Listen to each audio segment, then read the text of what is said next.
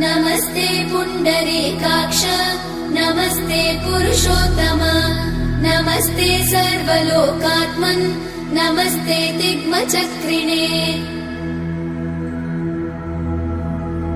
नमो ब्रह्मण्यदेवाय गोब्राह्मणहिताय च जगद्धिताय कृष्णाय गोविन्दाय नमो नमः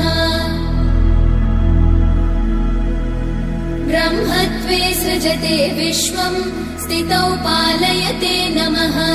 रुद्ररूपाय कल्पान्ते नमस्तुभ्यं त्रिमूर्तये देवायक्षासुरा सिद्धा नागा गन्धर्व किन्नरा पिशाचा राक्षसाश्चैव